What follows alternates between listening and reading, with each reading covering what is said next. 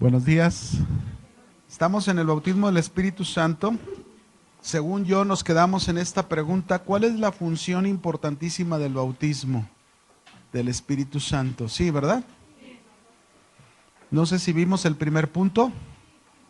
Ok, voy a decirlo otra vez. Este primer punto de la función importantísima de este bautismo del Espíritu Santo en la vida de un creyente, dijimos que lo primero es entender que quien nos participa del bautismo del Espíritu Santo es solamente Jesucristo, ¿verdad? Dice un texto, Mateo 3:11. Yo a la verdad bautizo en agua para arrepentimiento, pero el que viene tras mí, cuyo calzado yo no soy digno de llevar, es más poderoso que yo. Él bautizará en el Espíritu Santo. Entonces, este es uno de los primeros puntos del por qué es importantísimo. Un segundo punto,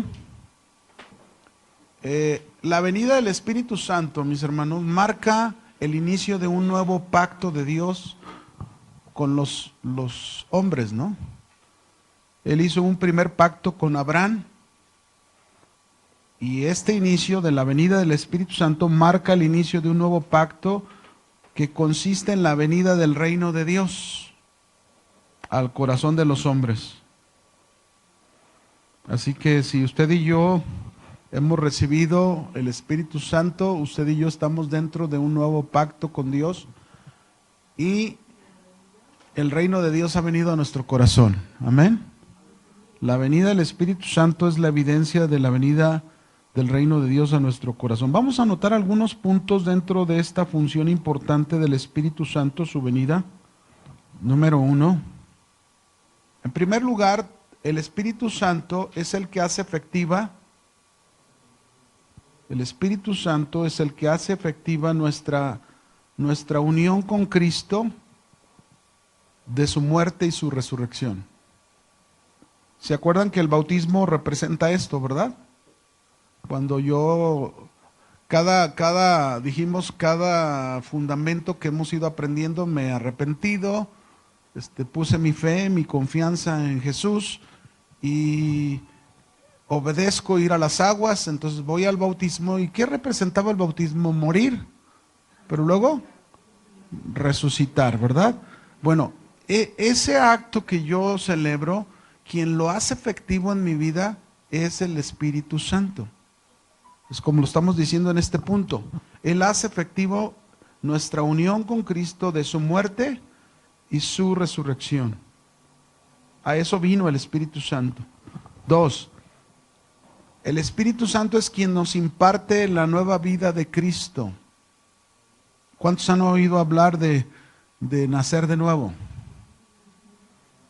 Ahora, ¿cuántos han nacido de nuevo? 3, 4. ¿Cuántos han nacido de nuevo? ¿Por qué sabe que ha nacido de nuevo? Sus amistades se lo han dicho.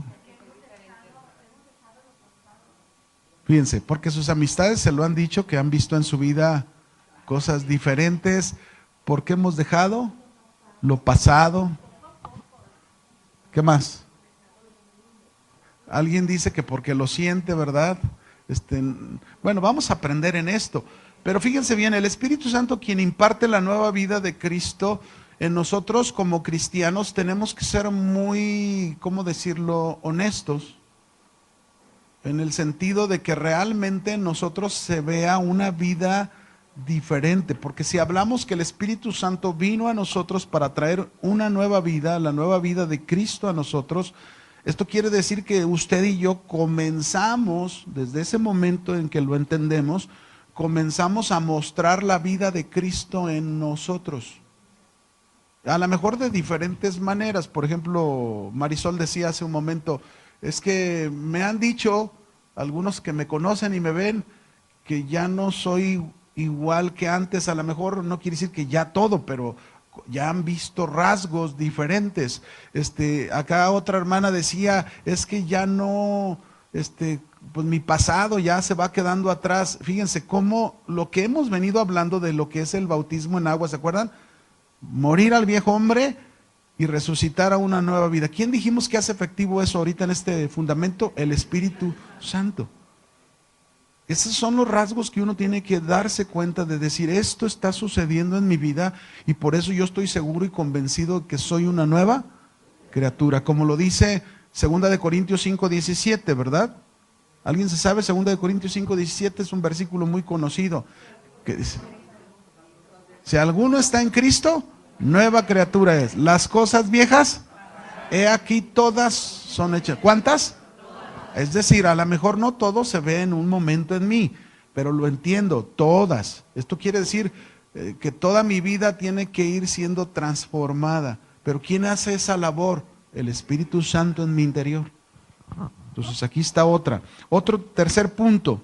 Bueno, aquí cabe lo que estamos hablando. El tercer punto, el Espíritu Santo es quien nos va transformando de gloria en gloria por medio de la palabra de Dios. Déjenme ejemplificar esto, ¿no? De esta manera. ¿Qué parece esto que hice? ¿Qué parecen? Escaleras. La obra del Espíritu Santo es de gloria en gloria. Aquí comienzas, te da una nueva vida, pero te empieza a transformar con la nueva vida. Entonces, ¿qué pasa? Primero, de gloria en gloria. Eso es lo que significa. Es todo un proceso. ¿Sí? Pero que se va, ¿hacia dónde va la escalera? No hacia abajo. Es decir, un verdadero creyente no puede decir, no, yo tengo a Cristo, pero en lugar de ir hacia arriba, va hacia abajo su carácter, su conducta, su manera de pensar, su manera de hablar, su manera de escuchar, su manera de pensar. No, el cristiano es de gloria en gloria transformado por el Espíritu. Eso es lo que significa, gloria en gloria es esto. Vas madurando, vas creciendo, vas avanzando. Tú puedes ver eso en tu vida. Ya no te enojas igual que al principio, ¿verdad? Ya no le gritas al esposo o a los hijos como le gritabas antes. Es decir, ya el Espíritu Santo ha ido cambiando, transformando áreas de mi vida que yo lo puedo ver en mí. Pero no podemos decir, es que hay mucha gente que dice, es que yo tengo a Cristo, pero es al revés. En lugar de crecer, decrecen. Y eso no es así. Ahí habría duda de pensar que realmente nació de nuevo y que realmente tiene una nueva vida con Cristo, porque no se está notando esa transformación del Espíritu Santo que dijimos aquí de gloria en gloria. A esto, mis hermanos, esta transformación de gloria en gloria, nosotros lo conocemos como dos nombres que vamos a encontrar en la Biblia. Renovación, por un lado, y por el otro lado, santificación. Eso es lo que tiene que estar sucediendo. Cuando hablamos transformación de gloria en gloria, yo estoy diciendo que en un proceso Dios me está renovando. En un proceso yo estoy diciendo que Dios me está santificando. ¿Y cuál es el medio que usa el Espíritu Santo para renovarnos y para santificarnos? La palabra de Dios. Ese es el medio que usa el Espíritu Santo. En el punto anterior, en el punto anterior que me faltó darles un nombre, que es importante que lo conozcan para que no, cuando oigan esa palabra, pues ¿a qué se refiere, verdad? Cuando dijimos en el punto 2 que el Espíritu Santo es el que imparte nueva vida, es decir, nos hace nacer de nuevo, hay una palabra que se usa mucho en teología que se conoce como regeneración. Eso significa regeneración, significa nacer de nuevo. Nacer de nuevo. ¿Pero en qué vamos a nacer de nuevo? ¿En lo físico? No, es en lo espiritual. Acuérdense que estábamos muertos en nuestros delitos y pecados, pero se nos dio una nueva vida y eso es nacer de nuevo. Eso es nacer de nuevo. Estábamos muertos, pero nacemos de nuevo. Resucitamos con Cristo y hay una nueva vida. Esa nueva vida es espiritual, es del cielo, es de parte de Dios y se le llama regeneración. En este caso, en el tercer punto, de ser transformados de gloria en gloria, se le conoce como renovación y como santificación. Vamos a ver unos ejemplos para que me comprenda. Romanos capítulo 12, verso 2. Para que vea cómo vamos a encontrar palabras que las vamos a identificar con lo que estamos hablando, ¿no? Romanos 12:2. ¿Lo tienen? Dice ahí, vamos a leerlo. No os conforméis a este siglo, sino transformaos por medio de ¿qué? De la renovación de vuestro entendimiento, para que comprobéis cuál sea la buena voluntad de Dios, agradable y perfecta. Fíjese el llamado de este versículo: no te conformes, es decir, ya no te amoldes a la forma de vivir y de actuar del mundo. Ya no. O sea, no puedo permitir ya eso en mi vida, porque ahora yo soy una nueva criatura, ¿verdad? Tengo al Espíritu Santo en mi vida y no me puedo amoldar a la forma de vivir del mundo. Es decir, si yo voy a la escuela, soy un joven que voy a la escuela y en la escuela tengo compañeros, y a la hora de juntarme con los compañeros de la escuela, porque pues en cierta manera tengo que hacerlo, ellos van a empezar a hablar un lenguaje en el que yo no me puedo conformar a ellos, porque soy una nueva criatura. O sea, aunque me digan un bicho raro, porque sí te van a decir que eres un bicho raro, ¿verdad? A mí me lo dijeron. Yo me convertí a los 18 años, yo estaba en quinto de preparatoria, quinto semestre, y yo me acuerdo que una vez que empecé a decir que Cristo era mi Señor, no hombre, este es un bicho raro. Pero qué bueno, que nos digan lo que quieran, pero nosotros sabemos que somos nuevas criaturas en Cristo. Eso es lo importante, ¿no? Ok, seguimos. Dejamos el punto 3 y vamos al punto 4. Fíjese bien esto. El Espíritu Santo no solamente nos da nueva vida, nos regenera, no solamente nos va transformando de gloria en gloria, renovando y santificando, sino también el Espíritu Santo hace real la manifestación del reino de Dios en nosotros. Hace real la manifestación del reino de Dios en nosotros. Hay un texto en la Biblia, se los voy a leer, 1 de Pedro, capítulo 2, versículo 9, donde la Escritura dice esto ahí. 1 de Pedro, capítulo 2, verso 9. Se los voy a leer, dice: mas vosotros sois linaje escogido, real sacerdocio, nación santa, pueblo adquirido por Dios, para que anunciéis las virtudes de aquel que os llamó de las tinieblas a su luz admirable. Cuando está diciendo que fuimos llamados de las tinieblas y nos trajo a su luz admirable, esto es una característica del reino de Dios. Es decir, Dios nos sacó de un reino, el reino de las tinieblas, y nos trajo al reino de Dios. ¿Dónde se establece el reino de Dios? A ver, ¿dónde se establece en primer lugar el reino de Dios? En nuestro corazón. Nosotros, mire, ahora con lo del poder entrar a internet y esa facilidad de escuchar cosas por internet, que debemos tener mucho cuidado, porque en internet podemos oír muchas cosas que no son verdades. O son verdades a medias, ¿verdad? Nos pintan una cara, pero la otra cara no se nos presenta, y tenemos que tener cuidado con eso. ¿Por qué digo esto?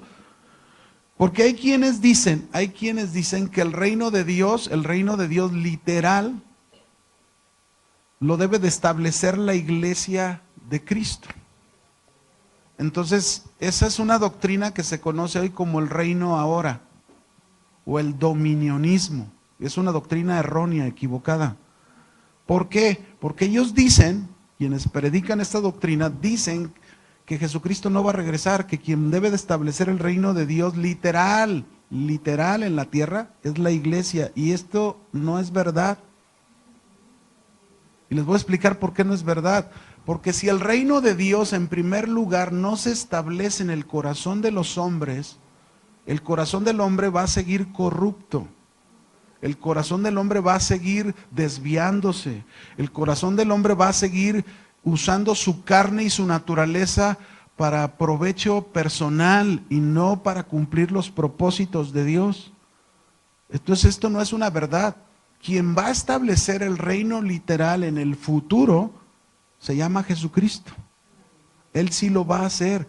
Pero antes de hacerlo, antes de su venida, Él está preparando a su iglesia, a su ejército, para que nosotros, que somos el ejército del Señor, que somos los soldados de Jesucristo, que somos la familia de Cristo, Él está estableciendo en este tiempo su reino en nuestro corazón. Amén. Primero, porque es a través del reino de Dios que tú y yo estamos aprendiendo a vivir como se vive en ese reino. Para que cuando el reino de Cristo se establezca, bueno, vamos a ser glorificados para entonces, libres de pecado, y podemos encontrarnos haciendo lo que debemos hacer correctamente en el reino de Dios. Entonces, por eso es importante este punto aclararlo, ¿verdad? El Espíritu Santo hace real la manifestación del reino de Dios en nosotros. Vamos a ver un texto para entender más de lo que estoy hablando. Romanos 14, 17. Vaya conmigo ahí a Romanos 14, 17. ¿Lo tiene? A veces tengo ganas de ordenarle este reloj. Detente en el nombre de Jesús para que no avance. Pero nos dé chance de explicar lo más que uno quiere tratar de explicar, ¿no? Romanos 14, 17. ¿Lo tiene? Mira lo que dice, hablando del reino de Dios que el Espíritu Santo lo establece. Porque el reino de Dios no consiste ni en comida ni en bebida, sino en qué consiste el reino de Dios: justicia, paz y gozo. Ahora, ¿cuándo mencionó esto Pablo en esta carta a los romanos? Si yo leo el contexto del capítulo 14, los hermanos, los cristianos de esta época se estaban peleando. Es decir, el judío que comía puras legumbres juzgaba al gentil que comía de todo. Y el que comía de todo, el gentil, menospreciaba al judío que solamente comía verduras. Eso era por un lado. Por otro lado, los judíos, como tenían las costumbres y los hábitos de guardar ciertos días, ciertas fiestas, ellos guardaban ciertos días y entonces ellos decían, no, este día es sagrado, como el Sabbat, ¿verdad? Ustedes lo saben, ¿no? Y el gentil decía, no, es que para nosotros todos los días son iguales. Entonces ninguno de los dos estaba teniendo una buena actitud, para que lo entiendan. Y entonces Pablo les aclara, el reino de Dios ha venido a sus vidas. Y si el reino de Dios se estableció en sus vidas, entonces el reino de Dios no consiste ni en comida, ni en bebida, ni en días tales, ¿verdad? Sino el reino de Dios consiste en justicia, paz y gozo. Es decir, si ustedes tienen el reino de Dios, ustedes deben de vivir de acuerdo a la justicia. ¿Qué representa la justicia? Honestidad, rectitud, honradez. Te encuentras una cartera por ahí, la regresas. A mí me sorprendió un día, yo les he comentado, un día una hermana que se encontró unos billetes enrollados y eran muchos y puros de 500. Era una buena paquita de billetes de 500 y se los encontró tirados hacia un lado de la llanta del auto. Y entonces dijo, mire pastor, me encontré estos billetes. Y pues, no dicen ni el nombre. Imagínense si nos ponemos ahí en el púlpito, ¿de quién son estos billetes? No, hombre, todo el mundo va a levantar la mano. Y para saber dónde se le tiraron, entonces la hermanita dijo, mire hermano, pues yo creo que eran para el diezmo, y los echó. Yo dije, híjole, qué honestidad, qué honradez, qué rectitud. Ella pudo haber dicho, bueno, no tiene nombre, Dios me bendijo y gloria a Dios. ¿O no? Pero sin embargo ella en su corazón fue movida a eso. Entonces, en eso consiste el reino de Dios. El reino de Dios consiste que cuando vas a comprar tu pollo y pagas con uno de 200 y te dan cambio de uno de 500 y tú no vas y, el Señor me bendijo, aleluya, gloria a Dios, amén. Ahora sí me va a rendir más esto. No, tú te diste cuenta, regresas. Y a mí me pasó una vez. Y mire, es más, hasta el Señor nos prueba. ¿Sabía que nos prueba? Nos prueba a ver cómo a ver, estos que dicen que nacieron de nuevo y que yo los estoy transformando y te prueba el Señor a ver cómo respondes. A mí me pasó una vez, compramos aquí en la colonia del Fresno, una vez mi esposa y yo, pollo.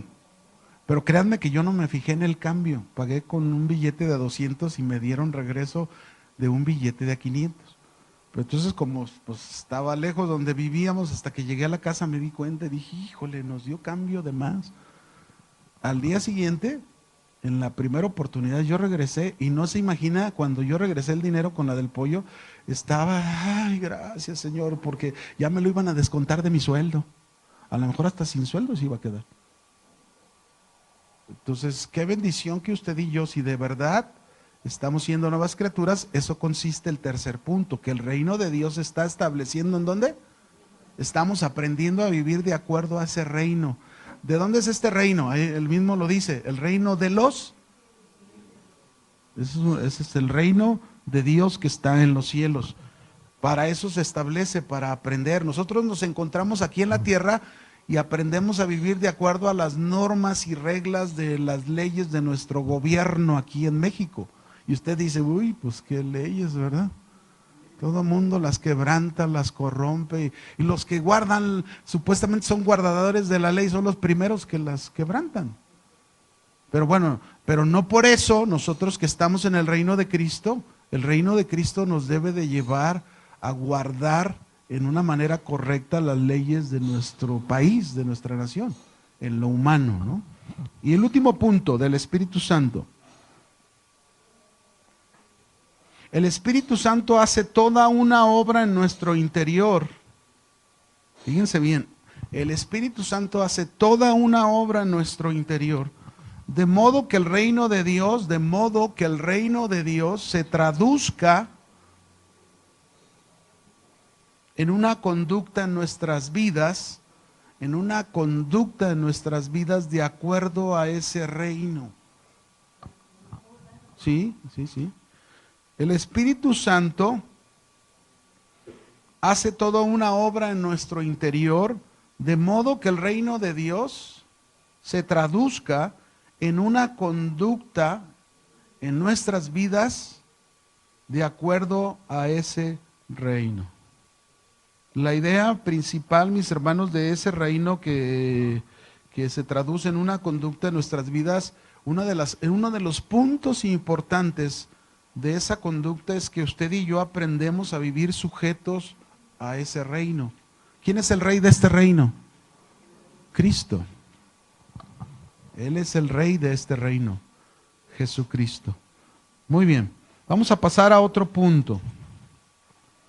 Y vamos a poner la importancia de la llenura o del bautismo del Espíritu Santo. Póngale así, la importancia del bautismo del Espíritu Santo.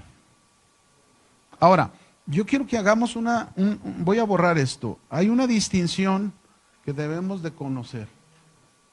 Solo hay dos cosas que tenemos que experimentar en el Espíritu Santo. Una es la venida del Espíritu Santo a nosotros, y dos es la llenura.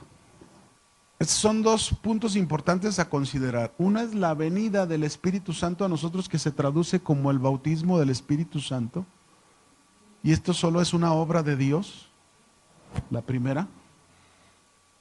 Y la otra es la llenura del Espíritu Santo.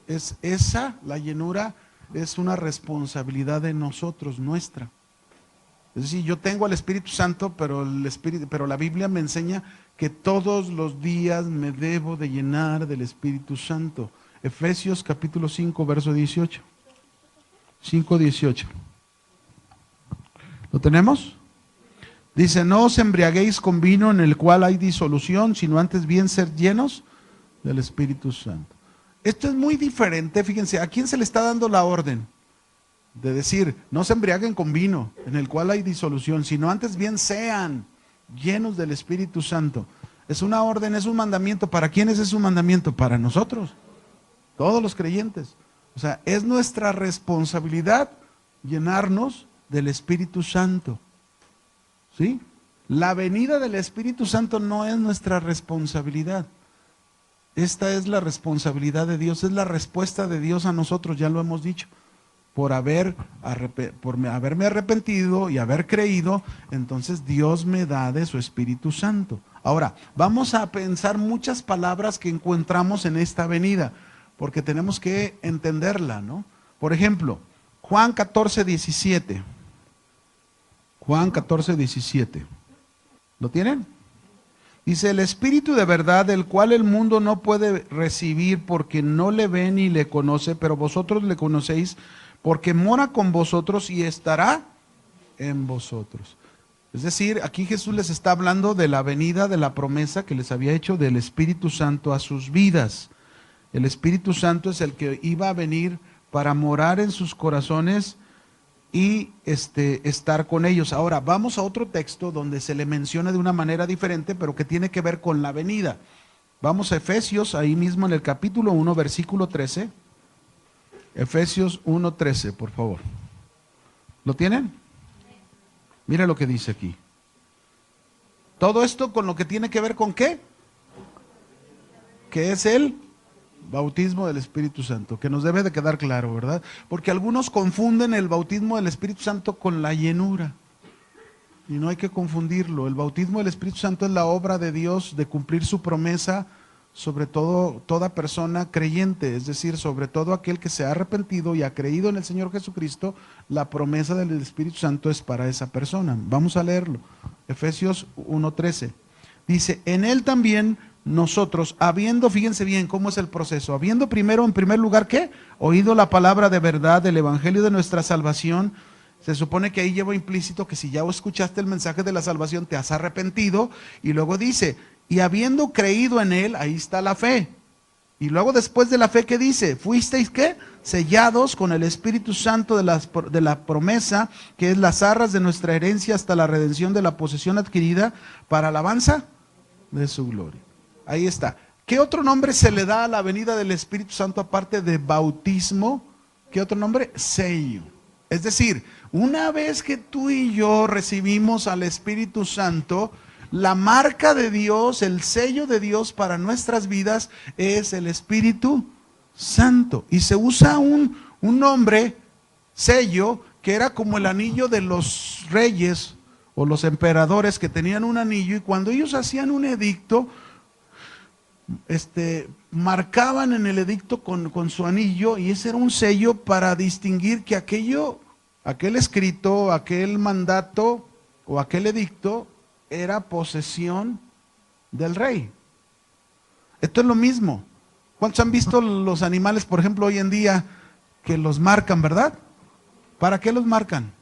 Para decir, estos animales, o estas vacas, o estos caballos, son propiedad de fulano de tal, ¿no? En este caso, el Espíritu Santo, cuando dice es el sello, está diciendo que nosotros que hemos creído en el Señor Jesucristo somos propiedad ahora. ¿De quién somos propiedad? De Dios. Pertenecemos al reino de Dios. Eso es lo que significa lo primero que debemos entender. Esa es la venida del Espíritu Santo, bautismo, sello, que es importante comprenderlo, ¿sí? Pero la segunda, la llenura, no es así. Vamos a ver otro texto que nos habla todavía diferente, que tiene que ver también con la venida, el bautismo. Segunda de Pedro, capítulo 1, verso 3 y 4. Segunda de Pedro, capítulo 1, verso 3 y 4. Ya que lo tengan, me dicen listos. ¿Listos? Segunda de Pedro, capítulo 1, verso 3 y 4. Dice ahí, como todas las cosas que pertenecen a la vida y a la piedad nos han sido dadas por su divino poder, es decir, fíjense lo que Dios nos otorgó por medio del Espíritu Santo, que aquí lo relaciona con su poder, mediante el conocimiento de aquel que nos llamó por su gloria y excelencia, verso 4, por medio de las cuales, ¿de qué cosas? De la vida y la piedad, por medio de las cuales nos ha dado preciosas y grandísimas promesas, para que por ellas llegaseis a ser participantes ¿de qué?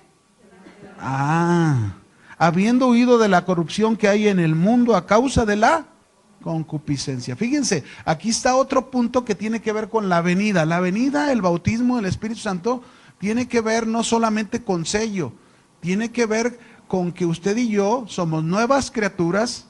Y cuando decimos nuevas criaturas, quiere decir que se nos ha participado de la naturaleza ¿qué? Divina. La nueva vida que tú has sido participado es naturaleza ¿qué?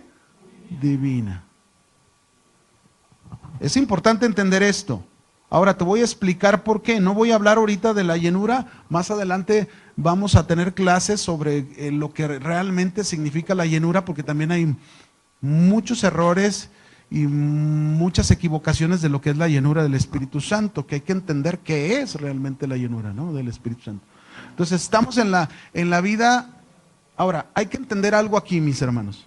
Es decir, si la venida del Espíritu Santo significa Dios ya me bautizó en el Espíritu Santo, me lo trajo a mi vida, aquí está dentro en mi corazón, fui sellado, soy ahora propiedad de Dios, pertenezco a Dios, Él es mi propietario, Él es mi dueño.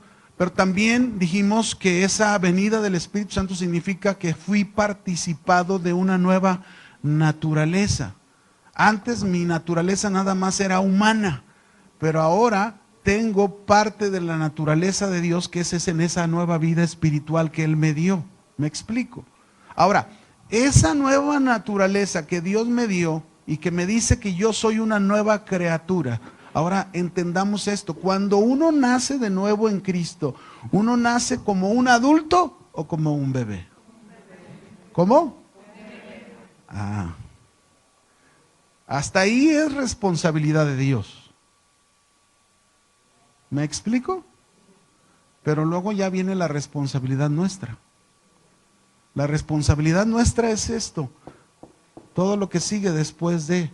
Es decir, yo ya tengo esa nueva vida, soy un bebé en Cristo, pero ahora entra mi responsabilidad desarrollar esa nueva naturaleza, esa nueva vida que Dios me ha dado por su Espíritu Santo, de tal manera que yo vaya creciendo, creciendo, creciendo, creciendo, madurando, hasta llegar a ser un adulto en la vida espiritual. ¿De quién es responsabilidad eso?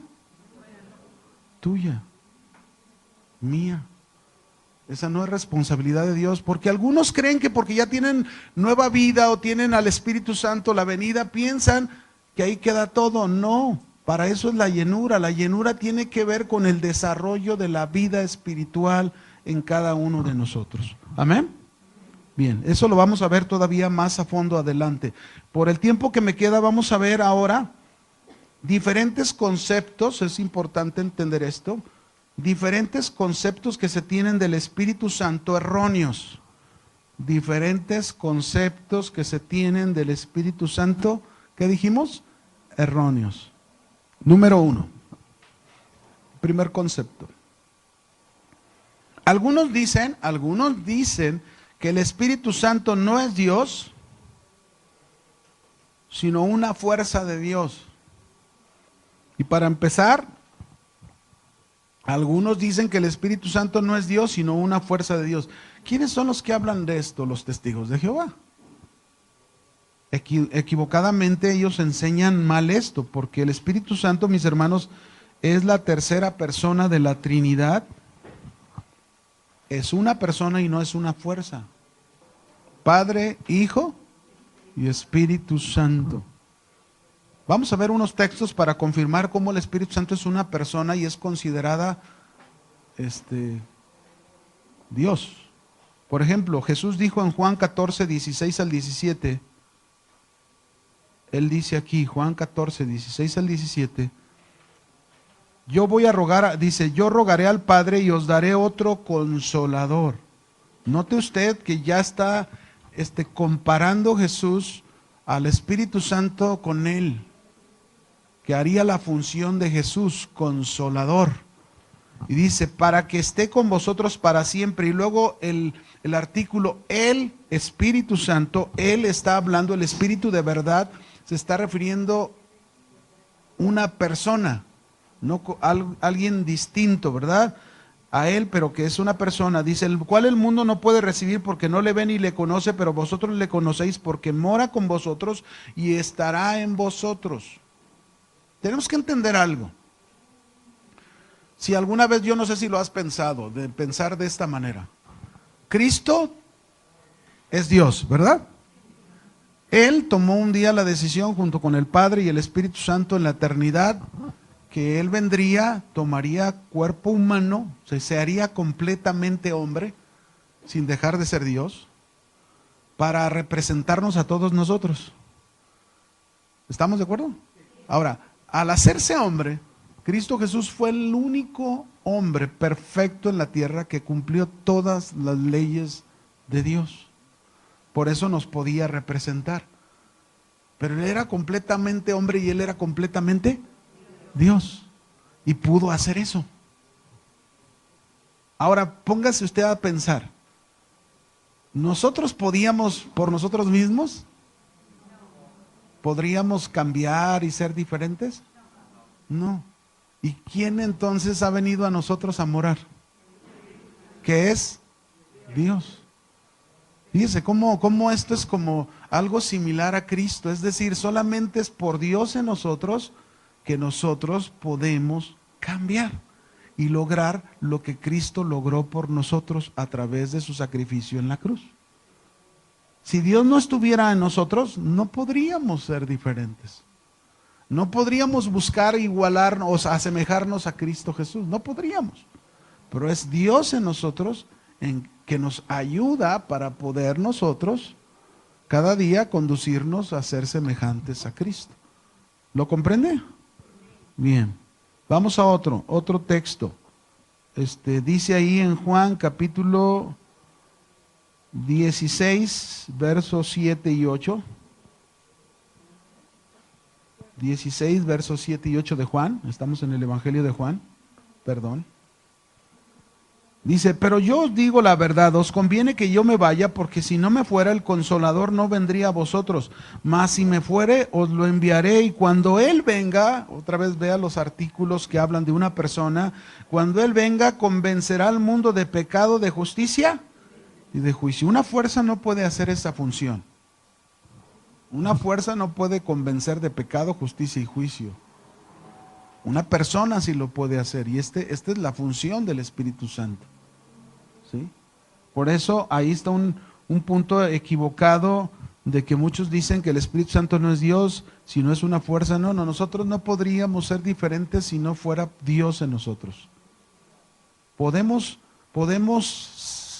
lograr lo que Cristo logró, mostrándonos el camino, Él siendo hombre, a la vez siendo completamente Dios con nosotros. Esa es la posibilidad entonces de que sí podemos a través de la nueva vida ser como Él es. 2, otro concepto equivocado.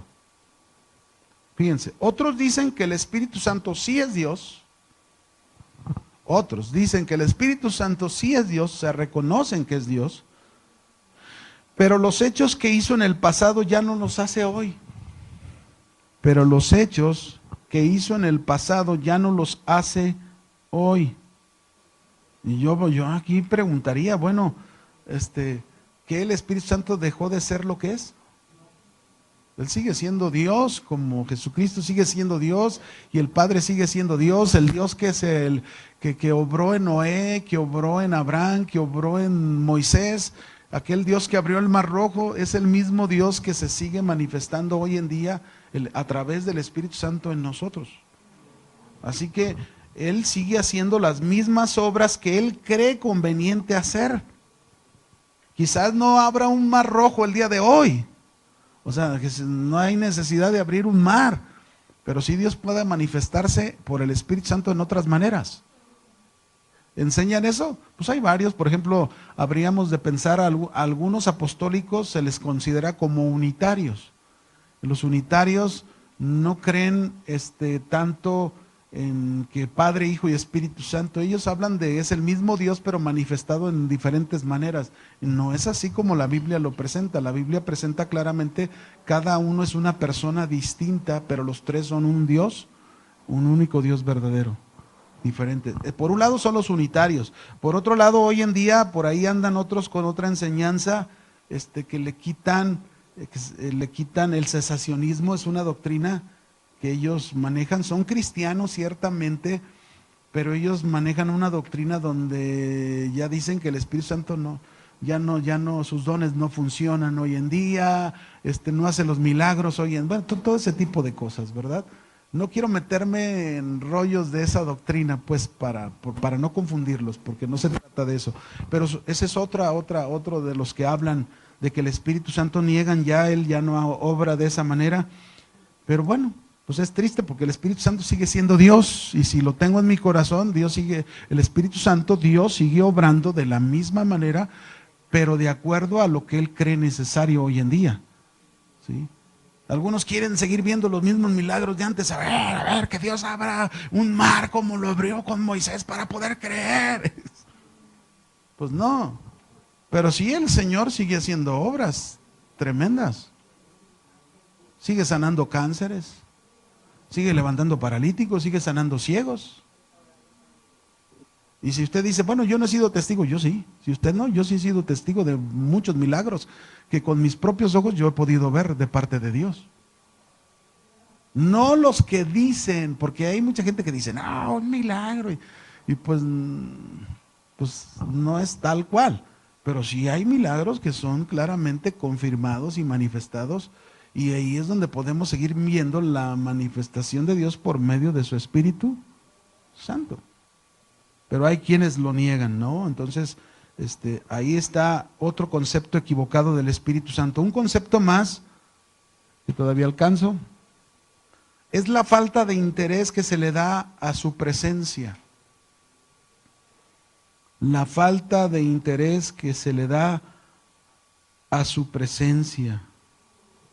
Y aquí es donde nosotros tenemos que pensar mucho. ¿Qué lugar le estamos dando al Espíritu Santo en nuestra vida? Él debe de ser el administrador de nuestras vidas. Su venida, mis hermanos, fue para implantar sobre nosotros el gobierno de Cristo. Imagínate tú, vamos a pensar en esto. Imagínense que alguien de nosotros, Dios lo invita a tomar la dirección de una empresa, ¿no? Quiero que tú seas el director de mi empresa. Tú eres el director, tienes que dar resultados, pero resulta que la autoridad que se te delega no se te da completa. ¿Ustedes creen que se va a poder lograr los objetivos para ser ese verdadero director de la empresa? Pues no. Esto lo pasa lo mismo. El Espíritu Santo es el administrador de la nueva vida de Cristo en nosotros. Si nosotros no le damos toda la autoridad para que Él haga lo que tenga que hacer en nuestra vida, pues imagínense, no se va a lograr lo que se debe de lograr, el propósito por el cual fue enviado en nuestra vida. Nosotros tenemos que ceder nuestro gobierno al gobierno del Espíritu Santo, al gobierno de Cristo o al gobierno de Dios. ¿Cómo lo vamos a hacer? Siendo obedientes. Cada día, entre más obedientes soy, yo puedo decir que estoy siendo dirigido por el Espíritu Santo. Un punto más, ¿me dejan terminarlo? Ok. Algunos han enseñado erróneamente que la llenura del Espíritu Santo consiste en practicar métodos humanos.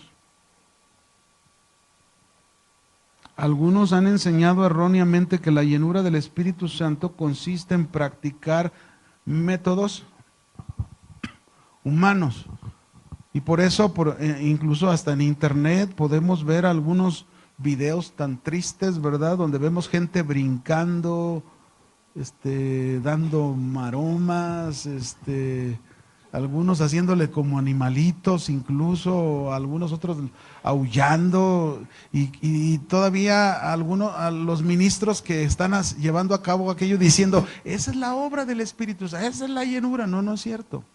Son conceptos equivocados de lo que realmente representa la llenura del Espíritu Santo. Otro punto y último, un último concepto. También esto hay que tener cuidado. Otros han enseñado erróneamente que la llenura del Espíritu Santo,